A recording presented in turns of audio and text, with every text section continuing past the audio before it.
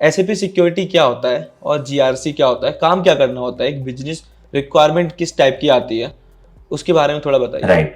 तो basically security जो है वो दो पर्सपेक्टिव्स में आते हैं। पहला होता है साइबर सिक्योरिटी जो काफी नामी है, और दूसरा होता है कोई भी एप्लीकेशन सिक्योरिटी। तो साइबर सिक्योरिटी एक्सटर्नल थ्रेट से आपको बचाता है। उनकी टीम होती है, हर कंपनी हायर करती है कि कुछ भी थ्रेट्स आ रहे हैं तो उससे बचाना। डेटा प्रोटेक्शन बहुत बड़ी चीज हो गई आजकल। कोई भी डेटा ब्रीच हो जाता है, आपकी सिंपल से सिंपल डेटा, पर्सनल डेटा है, फॉर एग्जाम्पल क्रेडिट कार्ड्स वाले वो अगर आ जाते हैं, आपको फोन करते हैं, तो आपको बहुत अनोइंग लगता है। तो ये डेटा कहीं ना कहीं तो आपकी ब्रीच हो रही है, किसी कंपनी को तो आपने दिया है। तो मेरे हिसाब से वो जो एक सिक्योरिटी साइड होती है वो होती है साइबर सिक्योरिटी। दूसरी एक एप्लीकेशन सिक्योरिटी होती है जिसमें मार्केट आपका रेस्ट ऑफ द मार्केट आता है 50% इन सिक्योरिटी। जहां पे देखा जाए तो एप्लीकेशन सिक्योरिटी में एसएपी है, ओरेकल है, ये वाइड स्प्रेड है मार्केट में। एंड एसएपी ने ऑलमोस्ट फोर्ब्स के टॉप 100 कंपनीज में 70% ऑफ द मार्केट कैप्चर उनका है मार्केट शेयर में। विच मीन्स की एप्लीकेशन सिक्योरिटी में एसएपी सिक्योरिटी एक बड़ा फैक्टर बनता है उनके लिए। बट उसमें बहुत सारे फैक्टर्स आते हैं। एसएपी बेसिस आता है जो एक कंपनी मतलब बेसिकली आपके एप्लीकेशन की हेल्थ को ध्यान रखता है। हम जो एसएपी सिक्योरिटी में काम करते हैं वो यूजर एडमिनिस्ट्रेशन पे है कि इंटरनल लोग कुछ ऐसा फ्लॉ ना करें कि इशू ना आए। क्योंकि eight the end of the day आप एक ईआरपी सॉफ्टवेयर पे जब आप काम करते हो तो उसका रिजल्टेंट आता है फाइनेंशियली। चाहे आप इन्वेंट्री होल्ड कर रहे हो, वो भी फाइनेंस है, असेट है आपका eight the end of the day. अगर आप किसी फाइनेंशियल डॉक्यूमेंट्स को मेंटेन करते हो, शायद आप पेरोल मेंटेन करते हो, या मे बी आप वेंडर्स को पे करते हो थ्रू डिफरेंट मॉड्यूल्स, तो उनकी एक्सेस होती है। तो वो एक्सेस अगर मैं हर सबको मतलब हर लोगों को दे दूंगा तो वो उसका मिस यूज भी कर सकते हैं। एंड बड़ी कंपनीज में यही होता है कि एक ट्रांजैक्शन बहुत बड़ा कॉस्ट हो जाता है। तो इस चीज का ध्यान रखने के लिए एसएपी सिक्योरिटी बहुत इंपॉर्टेंट है। तो वो इंटरनली एक यूजर को रेस्ट्रिक्ट करता है कि वो क्या एक्सेस कर सकता है और क्या नहीं कर सकता है। जैसे मैं एक मैनेजर को परमिशन दे सकता हूं कि वो लोगों की लीव्स अप्रूव करे फॉर एग्जांपल, तो वो फाइनेंशियल ट्रांजैक्शंस भी अप्रूव कर सकता है। बट मैं एक सुपरवाइजर जो अभी नीचे होगा, या मे बी एक कॉन्ट्रैक्टर जो जस्ट अभी ज्वाइन किया होगा, मैं उनको ये सारी परमिशंस तो दे नहीं सकता। तो ये रिस्ट्रिक्ट करना मेरा काम है। और बाय चांस ऐसा कुछ होता है that that person needs access, तो हम एक टेम्पररी एक्सेस देते हैं। उसकी अलग प्रोसीजर्स होती हैं, ऑडिटिंग होता है कि गलती से उस बंदे ने कुछ ऐसा तो काम नहीं कर दिया जो जरूरत नहीं थी, जिसकी कोई रिक्वायरमेंट नहीं थी। फॉर एग्जाम्पल मटेरियल्स मैनेजमेंट है, एक बंदे ने बहुत सारे मटेरियल्स ऑर्डर करनी थी, उसने एक परचेज ऑर्डर क्रिएट कर दिया, बट एक वेंडर की तरफ पे उसने क्रिएट किया, और मैं चाहता हूं कि वो रेस्ट्रिक्ट हो जाए। अगर वो एप्पल से कुछ सामान लेता है और वो माइक्रोसॉफ्ट से कुछ सामान लेता है, तो शायद उसको माइक्रोसॉफ्ट से लेना अलाउड नहीं है। तो वो एक्सेस हम रेस्ट्रिक्ट करते हैं थ्रू प्लांट एक्सेस।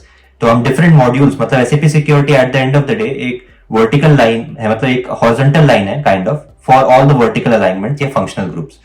तो material management, sales and distribution, FI, production planning, supply chain management, इन सब के लिए काफी अच्छा लाइन रहता है, जिसमें हॉरिजॉन्टल लाइन रहता है जिसमें कैप्चर करता है सारे एलिमेंट्स कि कोई भी कुछ भी अननेसेसरी ट्रांजैक्शंस ना करे, और उनकी पूरी ऑडिटिंग करता है। अब जैसे आपने पूछा कि एसएपी सिक्योरिटी और जीआरसी में क्या फर्क है, तो governance risk and compliance full form है जीआरसी का। और उसमें ये होता है कि अभी तक आपने बस यूजर को रेस्ट्रिक्ट किया था, बट आपकी उनकी एक्टिविटी नोट डाउन नहीं कर पा रहे, उनकी डे टू डे क्या है। अगर एक ट्रेंड आपको दिखता है तो आप उनको सेग्रीगेट करके रखते हो कि नहीं, ये बंदा शायद एक लेवल ऊपर जंप कर जाए और कुछ ऐसे ट्रांजैक्शन कर दे जिससे कंपनी को हार्म हो सकता है। क्योंकि employees eight the end of the day वो अगर कुछ अंदर फॉर एग्जाम्पल वहां पे अकाउंट नंबर्स मेंटेन्ड है, बैंक अकाउंट नंबर्स मेंटेन्ड है, जिसमें ट्रांजेक्शन होती है। जब एक वेंडर किसी कंपनी से कुछ खरीदता है तो उसका ट्रांजैक्शन होता है। अगर वो अकाउंट नंबर मैं जस्ट फॉर एग्जांपल एक दिन के लिए चेंज करके मैं आपकी डाल दूं और उस पर ट्रांजैक्शन रन कर दूं, तो मिलियंस ऑफ रुपीस की ट्रांजैक्शन वो आपके अकाउंट में आ गई।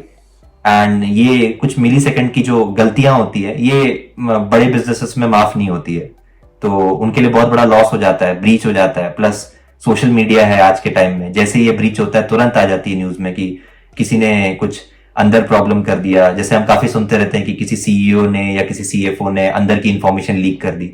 तो बेसिकली ये इंफॉर्मेशन इसी वे में होती है। वो कोई डायरेक्ट कोई जाके कंपनी के ट्रेड सीक्रेट्स तो किसी को शेयर नहीं करते हैं, बट एप्लीकेशन सीक्रेट्स अगर शेयर कर देते हैं कहीं ना कहीं वो उनके लिए प्रॉब्लम हो जाती है।